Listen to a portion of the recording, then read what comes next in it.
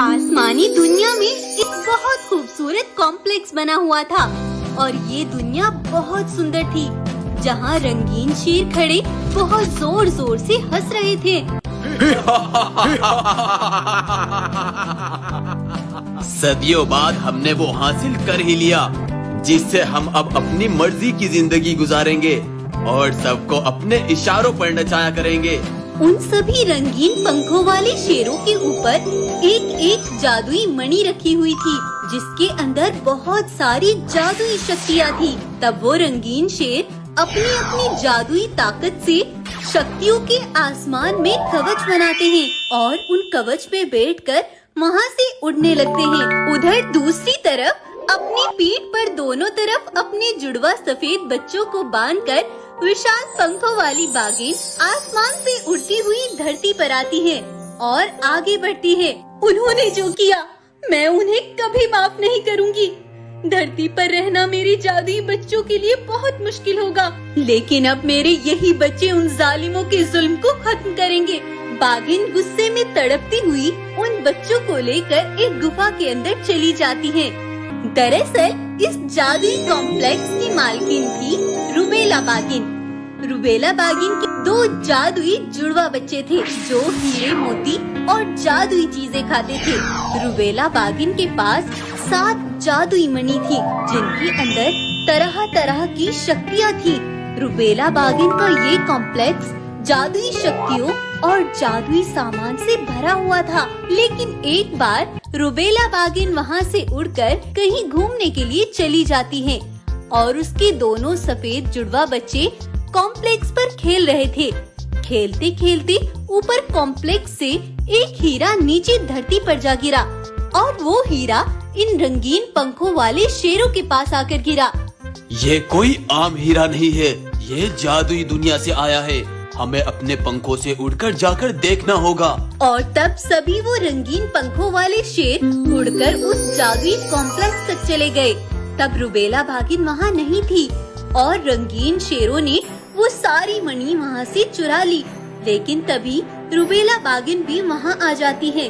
अब इस दुनिया में तुम्हारा कुछ नहीं है, तुम अपने बेटों को यहाँ से ले जाओ, नहीं तो हम इन्हें भी नहीं छोड़ेंगे।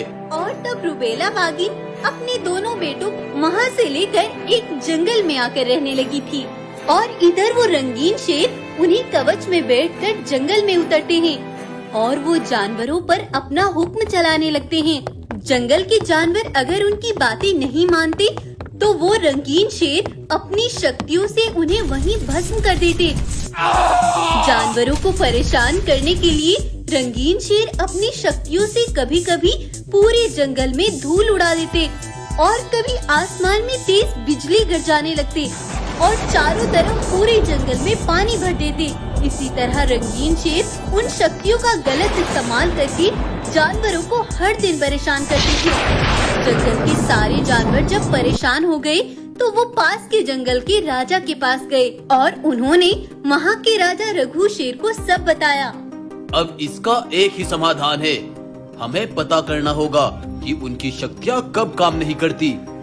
दूर से खड़ी रुबेला बाघिन ये सब सुन रही थी।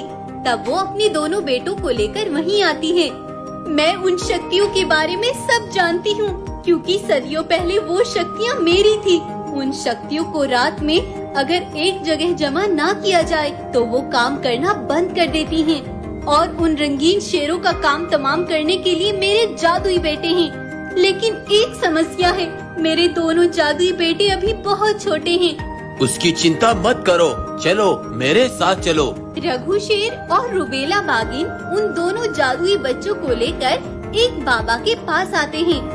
हम एक बहुत बड़ी मुसीबत में फंसे हुए हैं बाबा। रंगीन शेरों ने जानवरों का जीना हराम कर रखा है, हमें कोई समाधान बताइए। मैं सब जानता हूँ और इसका समाधान यही जादुई बच्चे करेंगे। मैं इनकी ताकत और इनका रूप बदल देता हूँ। तब बाबा ने उन जादुई सफेद बच्चों को जादुई जड़ी बूटियों का अर्घ पिलाया, जिससे वो दोनों जुड़वा सफेद बच्चे विशाल हो गए। और उधर रात में रंगीन शेरों ने वो सारी मणि एक जगह जमा करके रख दी और सो गए। लेकिन तभी दोनों सफेद बाघों ने जाकर उन पर पूरी तरह से हमला कर दिया। और उन सफेद बाघों ने उन रंगीन शेरों को जान से मार डाला। तब जंगल के जानवरों का जीवन फिर से खुशहाल हो गया। बाघिन अपने बच्चों के साथ वापस अपनी दुनिया में चली गई। तो आपको ये कहानी कैसी लगी कमेंट करके जरूर बताएं। और अगर आपको ये वीडियो पसंद आई है तो इसको लाइक करना, शेयर करना और चैनल को सब्सक्राइब करना ना भूलें।